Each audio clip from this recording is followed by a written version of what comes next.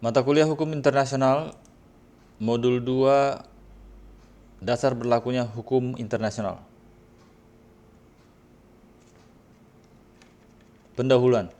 Persoalan tentang legalitas dari hukum internasional. Apakah hukum internasional merupakan hukum dalam arti yang sebenarnya sehingga mempunyai kekuatan mengikat berlakunya terhadap sejumlah negara, mempunyai sifat keharusan berlakunya, dan menjatuhkan sanksi bila dilanggar. Perlu mendapat kejelasan. Hukum secara umum mempunyai banyak pengertian, dan pengertian mengenai hukum yang secara umum telah diterima yang berasal dari ajaran Hobbes adalah bahwa a law is a rule of conduct imposed and enforced by the sovereign. Jika tujuan hukum adalah memaksa seseorang untuk mematuhi aturan-aturan tertentu, maka pertanyaan yang mungkin timbul adalah siapa yang mempunyai kewenangan untuk memaksakan pematuhan aturan-aturannya dan membuat aturan-aturan dengan sanksi tersebut. Sikap pesimis terhadap kekuatan mengikatnya hukum internasional timbul karena adanya kelemahan yang dimiliki oleh hukum internasional, yaitu bahwa aturan-aturan hukum internasional dibuat oleh masyarakat internasional yang tidak mempunyai badan-badan yang mempunyai kewenangan untuk memaksakan berlakunya aturan-aturan berlaku tersebut kepada anggotanya. Sistem hukum internasional dianggap banyak memiliki kekurangan. Misalnya, meskipun telah dimungkinkan adanya lembaga peradilan arbitrase dan mahkamah internasional, International Court of Justice, namun kewenangan keduanya sangat terbatas karena baik arbitrase maupun mahkamah internasional hanya akan berfungsi bila mana negara-negara yang bertikai menghendaki konsen menyerahkan kepada yurisdiksi lembaga ini untuk menyelesaikan sengketa mereka, atau yang dikenal dengan voluntary jurisdiction. Selain itu, diketahui bahwa hukum internasional adalah hukum yang mengatur hubungan antara negara dan hubungan hukum antara negara dengan subjek hukum lainnya pada kedudukan yang sama. Sehingga kedudukan setiap negara sebagai subjek hukum yang utama dan dalam hukum internasional adalah sederajat equality of state. Dan bahwa setiap negara sebagai subjek hukum internasional diakui memiliki kedaulatan penuh, sovereignty. Dengan demikian, sistem yang berlaku dalam hubungan antar negara dalam sistem koordinatif sehingga tidak ada supremasi suatu negara di atas negara yang lainnya.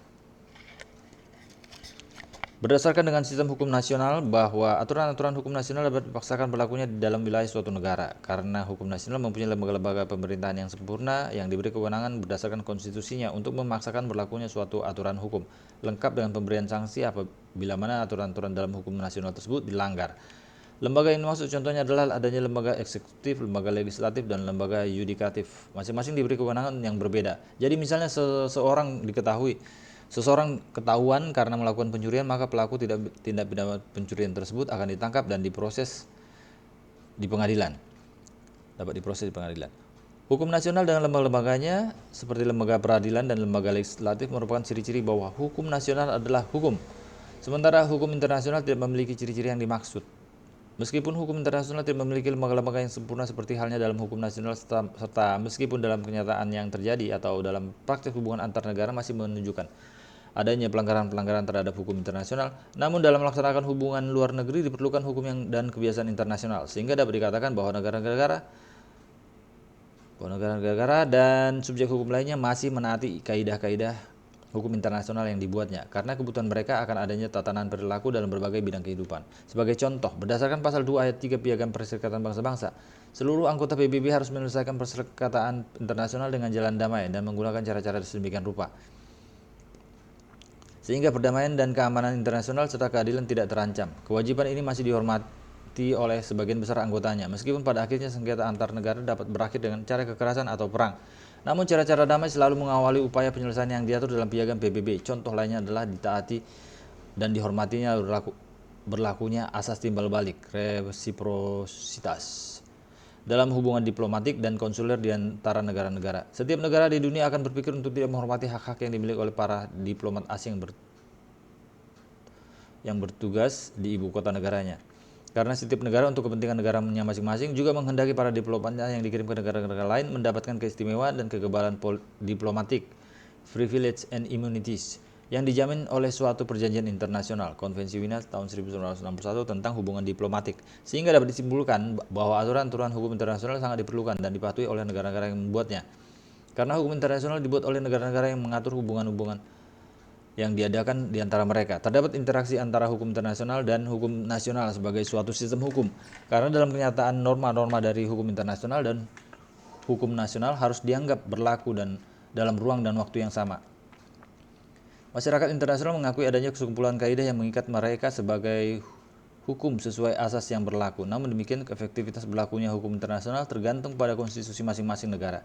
Dalam hal penerapan kewajiban-kewajiban yang dimuat dalam perjanjian-perjanjian internasional, bagaimana sistem hukum nasional akan mengatur mekanisme penerapan setiap perjanjian internasional tersebut? Secara yuridis, sangat ditentukan oleh sistem hukum nasional yang diatur dalam konstitusi masing-masing negara, dan setiap negara mempunyai cara yang berbeda-beda.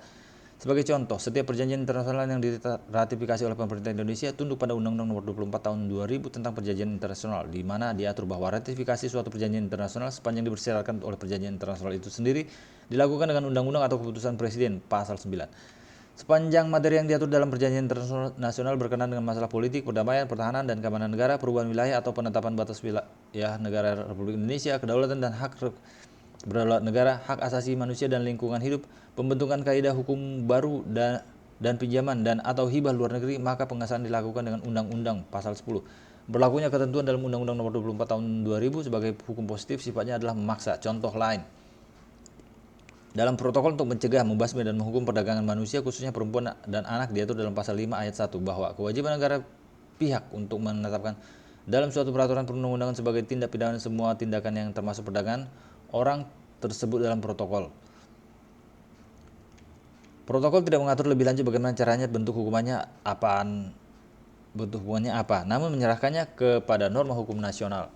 Kesimpulan yang dapat ditarik bahwa mempelajari hukum internasional mempunyai keterkaitan erat dengan bidang studi hukum nasional, dan terdapat beberapa hal penting untuk dijabarkan berdasarkan beberapa pandangan para sarjana dan asas-asas yang berlaku dalam hukum internasional yang sudah diterima dan telah dicantumkan dalam perjanjian internasional mengenai apakah hukum internasional merupakan hukum.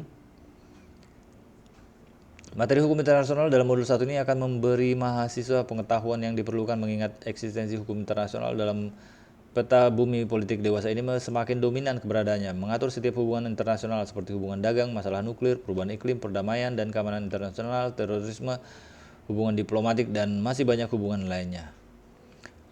Bahwa hukum internasional yang membuat prinsip-prinsip hukum, aturan-aturan perilaku setiap subjek hukum internasional dalam hubungan di antara mereka dalam bentuk perjanjian internasional merupakan traktat, konvensi, persetujuan maupun kebiasaan internasional, memuat hak dan kewajiban internasional yang harus dihormati dan dilaksanakan oleh setiap negara peserta.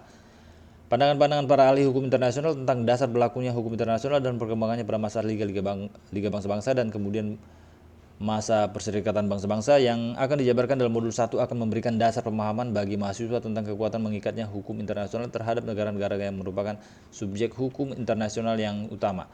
Mengingat pentingnya peran hukum internasional dalam mengatur hubungan antara negara-negara yang berdaulat itu sendiri. Dengan demikian, mahasiswa dapat menjelaskan berdasarkan ketentuan-ketentuan hukum yang berlaku berdasarkan peristiwa yang terjadi. Misalnya, bagaimana kekuatan mengikatnya resolusi Dewan Keamanan atau DKPBB nomor 1973 tahun 2011 yang dijatuhkan terhadap pemerintah Libya tentang zona larangan terbang. Atas dasar apa resolusi tersebut harus dilaksanakan? Mengapa negara anggota PBB berkewajiban melaksanakan resolusi Dewan Keamanan? Merupakan persoalan yang dapat dijawab dengan mempelajari hukum internasional. Setelah mempelajari modul 2 ini, Anda diharapkan dapat menjelaskan 1. Keberlakuan hukum internasional bagi suatu negara. 2. Teori, mazhab serta aliran yang mendasari pemberlakuan hukum internasional. 3. Asas-asas pemberlakuan hukum internasional. 4. Kekuatan mengikat hukum internasional. Lalu ada daftar pustakanya.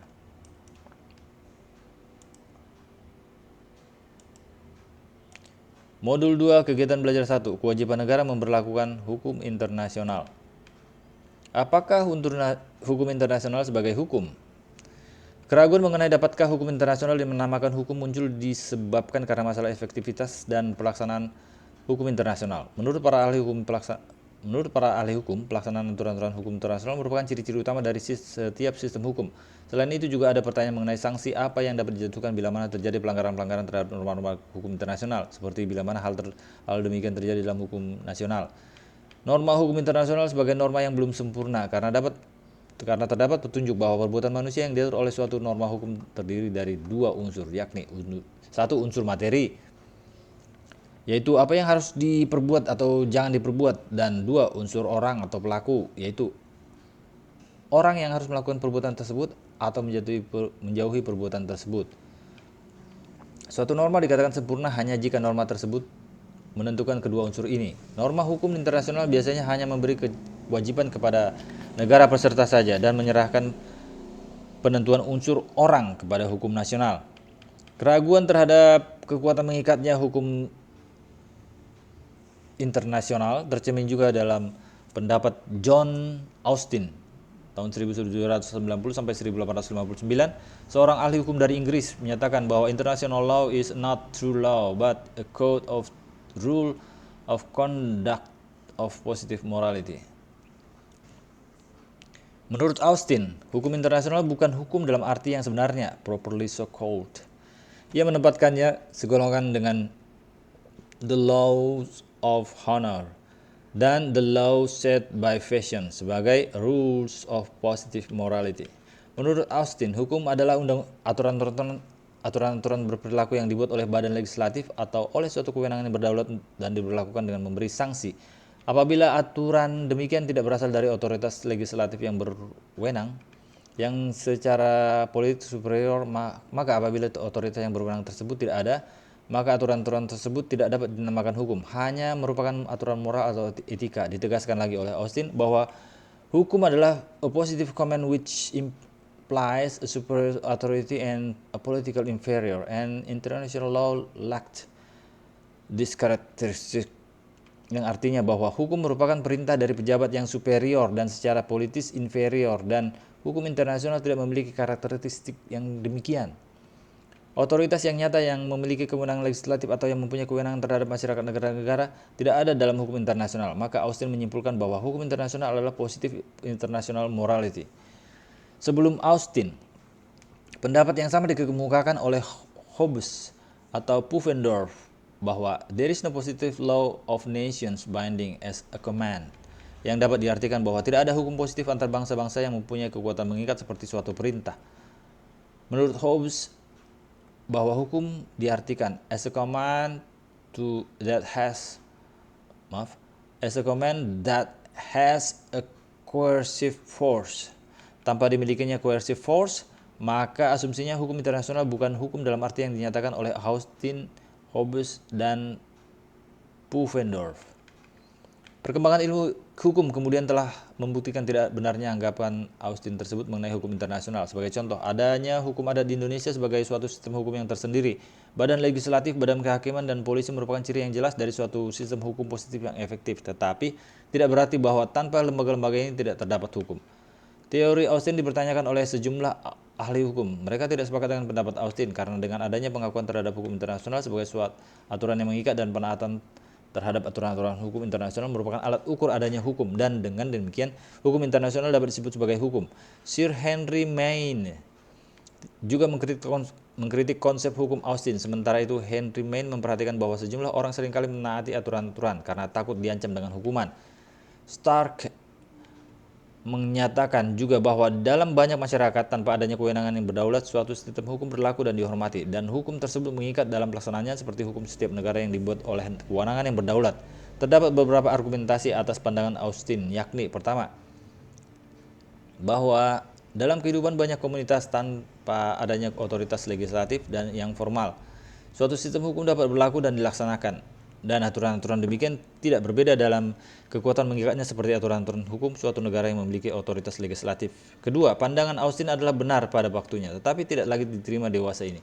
Dewasa ini banyak sekali berlaku aturan-aturan internasional yang lahir karena perjanjian-perjanjian yang menciptakan hukum, law making treaties, dan aturan kebiasaan internasional semakin tidak ada. Meskipun benar bahwa tidak ada kewenangan berdaulat sebagai pembuat hukum di bidang internasional, namun prosedur pembuatan aturan-aturan hukum internasional dilakukan dengan mengadakan konferensi-konferensi internasional atau melalui badan-badan internasional yang ada, yang diadakan sesuai dengan prosedur legislatif suatu negara. Dan argumentasi ketiga, bahwa persoalan hukum internasional bagi mereka yang menjalankan bisnis internasional di berbagai lembaga internasional selalu menjadi hukum bagi mereka.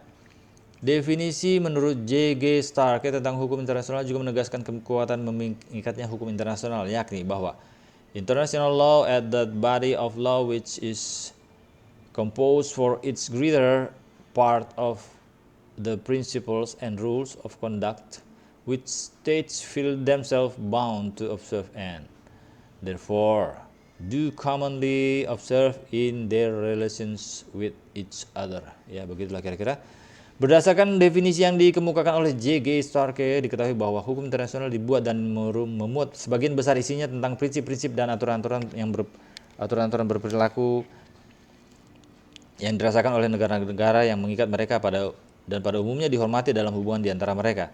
Morgenthau berpendirian bahwa sebagian besar aturan-aturan hukum internasional dihormati oleh semua negara tanpa ada keberatan, karena sebenarnya kehendak negara untuk melaksanakan kewajiban-kewajiban hukum internasional timbul karena adanya kepentingan masing-masing negara. Misalnya, suatu negara akan berpikir untuk tidak melaksanakan aturan-aturan hukum internasional di bidang perdagangan sebagai contoh, karena manfaat-manfaat yang diharapkan dari perjanjian tersebut dapat diperoleh dari negara-negara pihak lainnya secara timbal balik.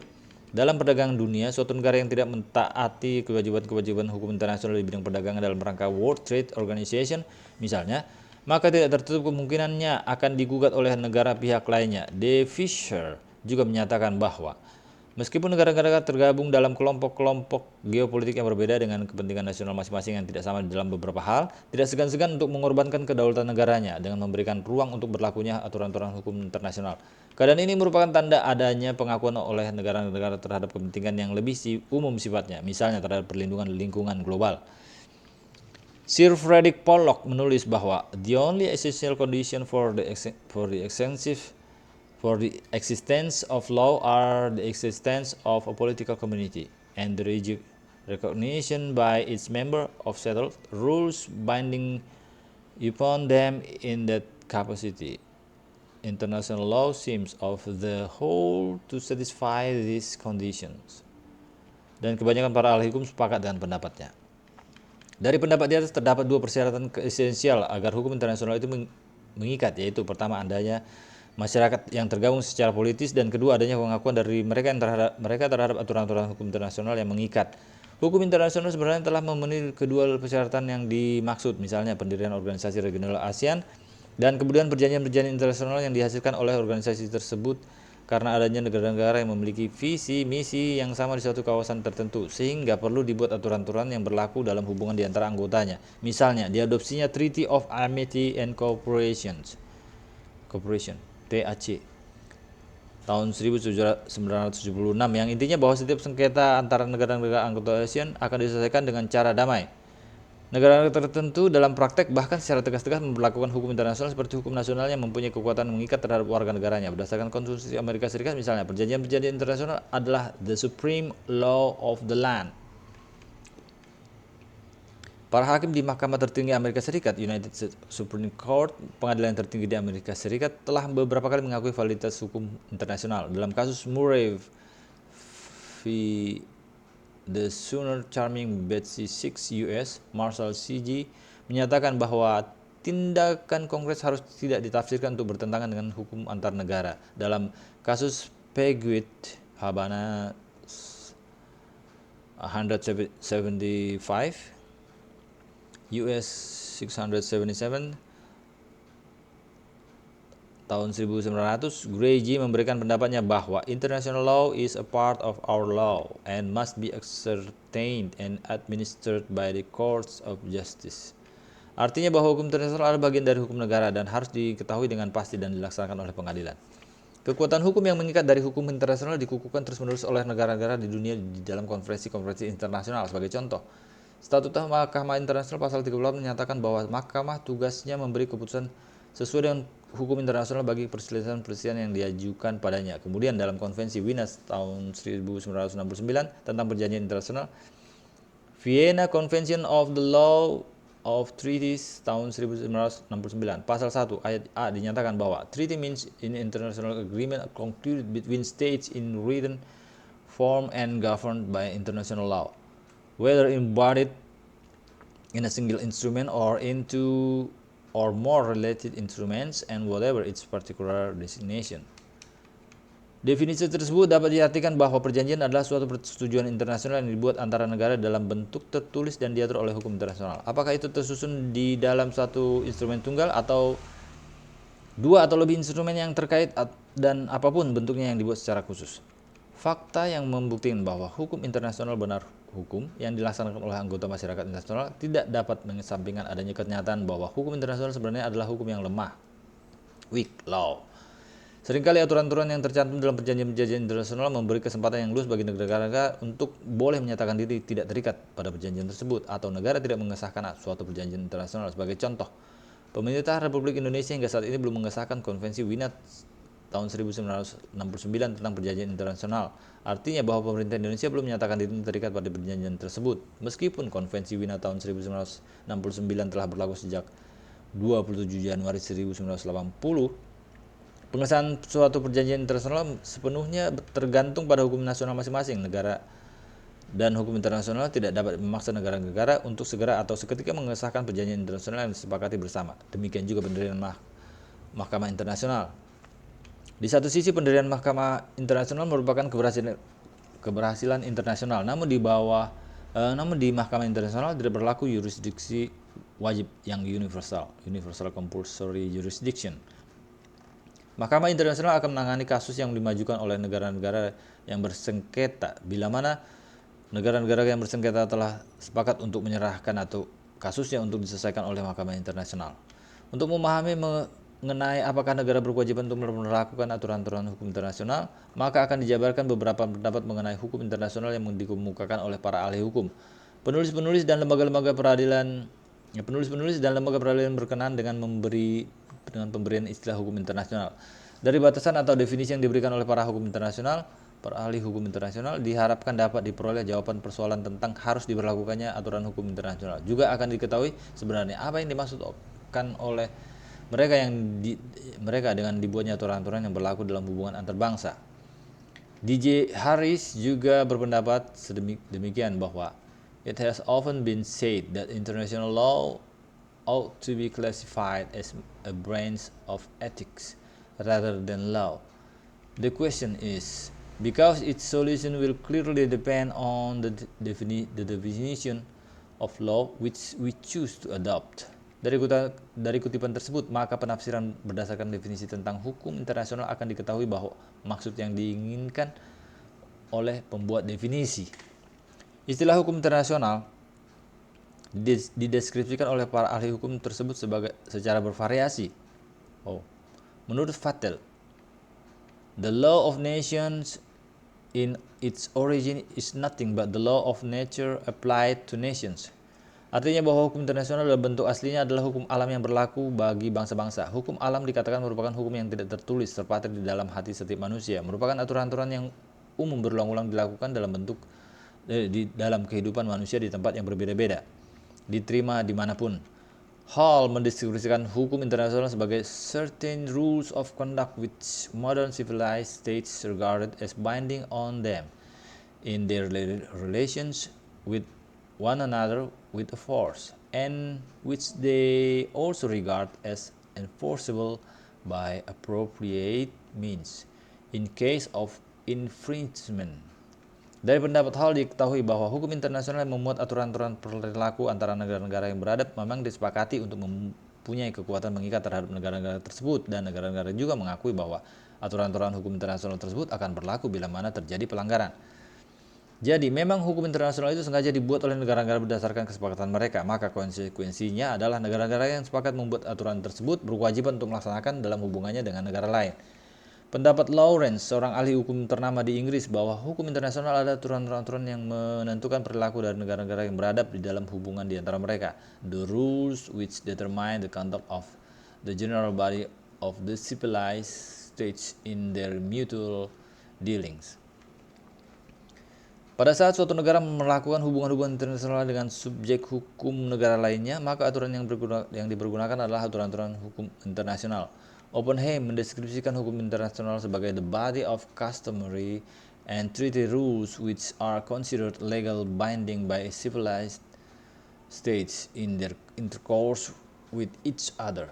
Artinya bahwa hukum internasional merupakan aturan-aturan kebiasaan dan aturan tertulis yang dianggap mengikat secara hukum oleh negara-negara yang beradab di dalam hubungan di antara mereka.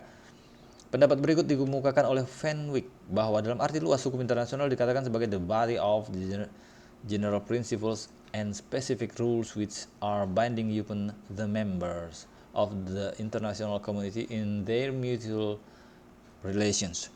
Fenwick juga menegaskan bahwa hukum internasional yang membuat prinsip-prinsip umum dan aturan-aturan yang khusus adalah mengikat terhadap anggota-anggota masyarakat internasional dalam hubungan di antara mereka.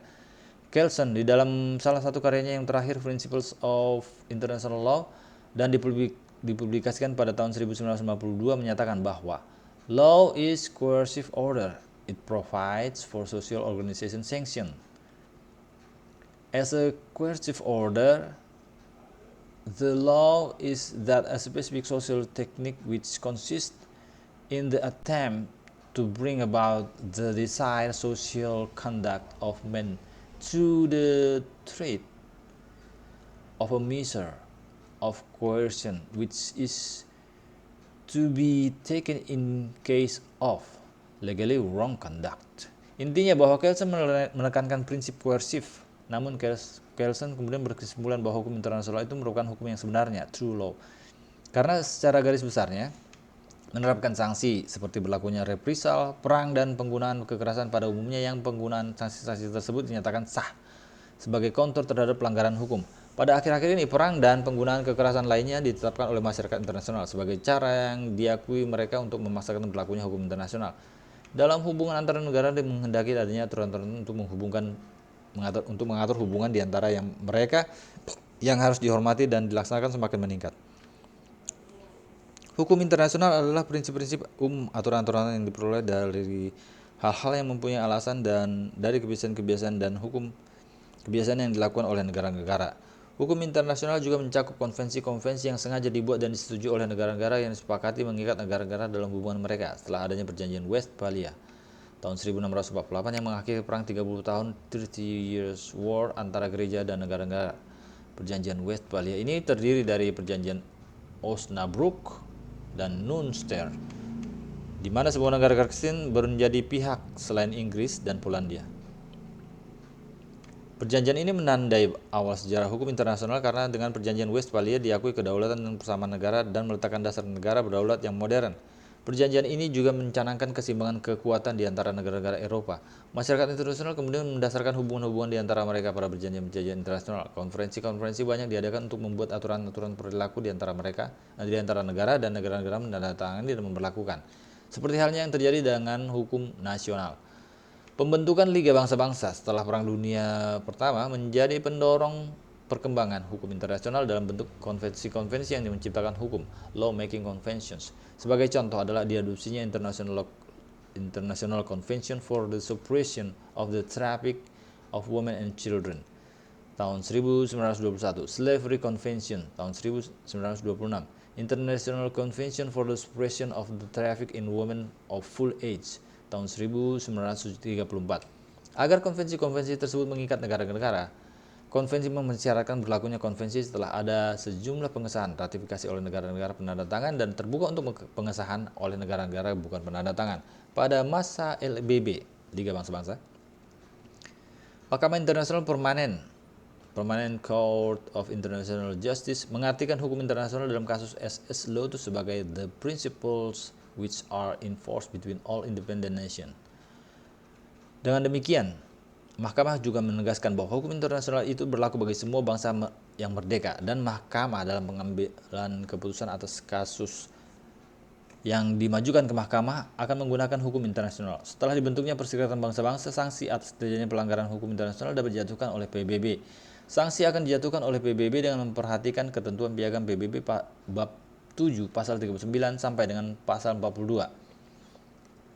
Bab 7 mengatur tindakan-tindakan terhadap ancaman-ancaman terhadap perdamaian, pelanggaran perdamaian, dan tindakan-tindakan agresi. Dewan Keamanan atau DKPBB yang diberi hak veto diberi kewenangan untuk menetapkan terjadinya tiga keadaan tersebut pada pasal 39, yaitu ancaman terhadap perdamaian, pelanggaran terhadap perdamaian, dan tindakan agresi, dan atas terjadinya pelanggaran terhadap pasal 39 piagam PBB.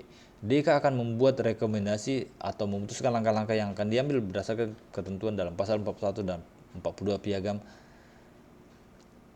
Pasal 41 berbunyi sebagai berikut: The Security Council may decide what measures not involving the use of armed force are to be employed to give effect to its decisions, and it may call even the members of the United Nations to apply such measures. This may include complete or partial interruption of economic relations and of rail, sea, air, postal, telegraphic, radio, and other means of communication, and the severance of diplomatic relations. Artinya apa? Setelah dilakukan langkah-langkah sementara sesuai pasal 40 sesuai ketentuan di atas, maka DK dapat menjatuhkan sanksi pemutusan hubungan ekonomi, kereta api, laut, udara, pos, telegraf, radio, dan cara-cara komunikasi lainnya yang melakukan pemutusan hubungan diplomatik. Baru kemudian bila mana menurut pertimbangan DK sanksi tersebut dalam pasal 41 dianggap tidak cukup atau terbukti tidak cukup, maka DK akan melakukan tindakan dengan kekuatan udara, laut, dan darat. Tindakan tersebut mencakup demo, blokade, dan operasi-operasi militer melalui udara, laut, dan darat yang dilakukan oleh anggota PBB. Pasal 40 Piagam PBB berbunyi sebagai berikut.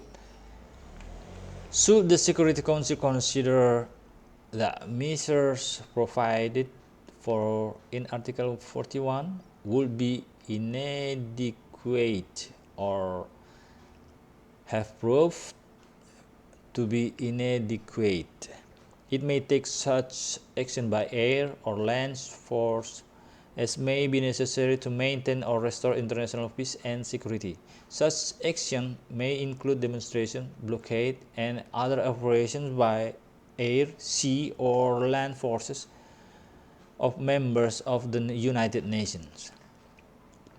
Kehidupan masyarakat internasional senantiasa mengalami perubahan. Dengan sendirinya hukum internasional juga secara dinamis mengikuti perkembangan yang terjadi.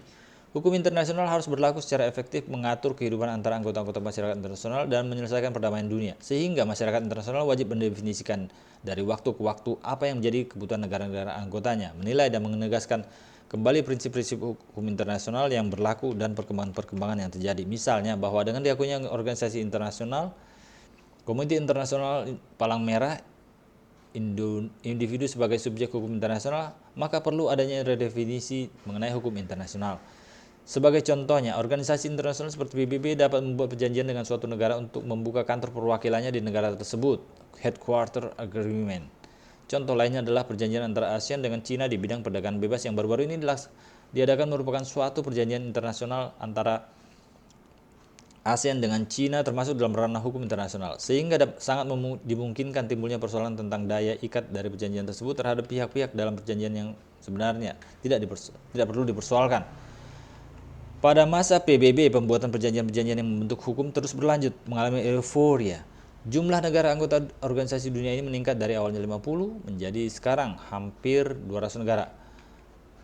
Akibatnya sejumlah besar perjanjian-perjanjian internasional diadopsi agar terdapat kepastian hukum. Negara-negara mengatur persoalan antara lain tentang kehendak untuk terikat pada perjanjian, consent to be found by a treaty, tentang berlakunya perjanjian-perjanjian, entry into force yang dibuat pada tingkat internasional dalam setiap perjanjian internasional yang dibuat. Misalnya, Convention of the Law of the Sea tahun 1982 yang dinyatakan akan berlaku setelah dokumen pengesahan dari 60 negara dan kewajiban untuk mendepositkan dokumen ratifikasi tersebut kepada Sekretaris Jenderal PBB.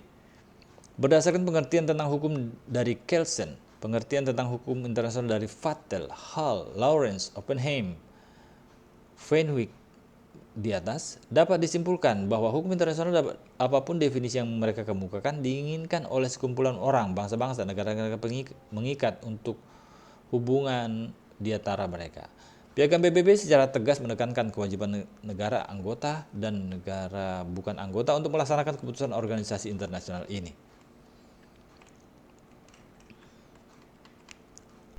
Rangkuman. Meskipun sering diragukan apakah hukum internasional mempunyai kekuatan mengikat berlakunya, di dalam praktek dapat dikatakan bahwa hukum internasional banyak dipatuhi oleh negara-negara yang membuatnya. John Austin, seorang ahli hukum dari Inggris, meragukan kekuatan mengikatnya hukum internasional, menyatakan bahwa hukum internasional bukanlah hukum dalam arti yang sebenarnya. Hukum internasional dikatakan sebagai the laws of honor dan the laws set by fashion sebagai rules of positive morality. Pendapat Austin dalam perkembangannya dibuktikan tidak benar karena meskipun tidak terdapat ciri yang jelas seperti adanya badan legislatif, eksekutif, yudikatif, tidak terdapat hukum.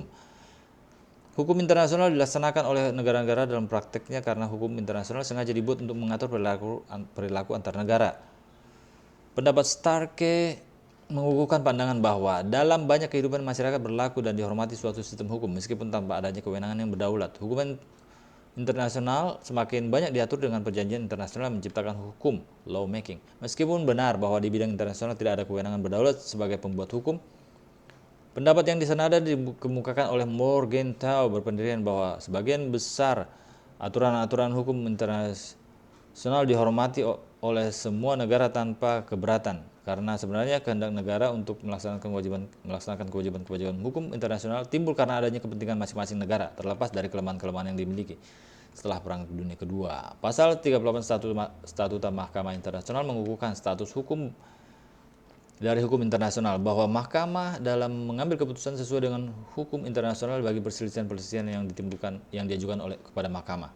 Negara-negara juga bersepakat dalam Konvensi Wiener tahun 1969 tentang perjanjian internasional, bahwa yang mereka maksud dengan treaty adalah perjanjian adalah suatu persetujuan internasional yang dibuat antara negara di dalam bentuk tertulis dan diatur oleh hukum internasional. Apakah itu tersusun di dalam suatu instrumen tunggal, dua atau lebih instrumen yang terkait, dan apapun bentuknya yang dibuat secara khusus. Terdapat beberapa definisi tentang hukum internasional yang intinya bahwa sesuai definisi tersebut terrefleksi adanya kewajiban dari pembuatnya untuk melaksanakan isi perjanjian.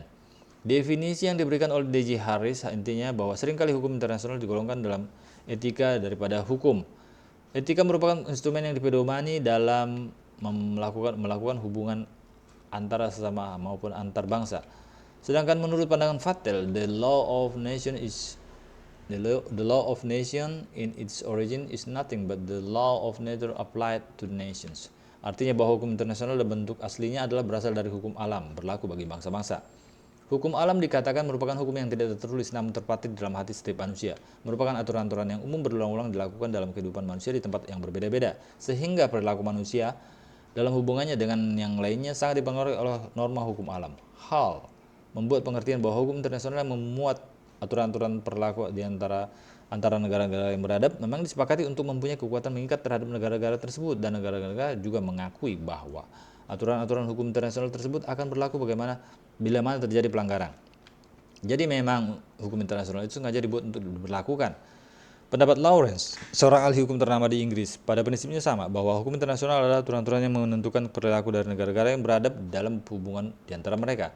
Oppenheim mendiskusikan bahwa hukum internasional merupakan aturan-aturan kebiasaan dan aturan-aturan tertulis yang dianggap mengikat secara hukum oleh negara-negara yang beradab dalam hubungan di antara mereka. Pendapat Fenwick juga menegaskan bahwa hukum internasional yang memuat prinsip-prinsip hukum dan aturan-aturan yang khusus adalah mengikat terhadap anggota-anggota masyarakat internasional dalam hubungan di antara yang membuat. Kelsen dalam salah satu karyanya yang terakhir, Principles of International Law, dan dipublikasikan pada tahun 1952 menyatakan bahwa hukum merupakan aturan yang bersifat memaksa. Namun Kelsen kemudian berkesimpulan bahwa hukum internasional merupakan hukum yang sebenarnya, true law, karena secara garis besarnya menerapkan sanksi seperti berlakunya reprisal, perang, dan penggunaan kekerasan pada umumnya, dan penggunaan sanksi-sanksi tersebut dinyatakan sah sebagai counter terhadap pelanggaran hukum.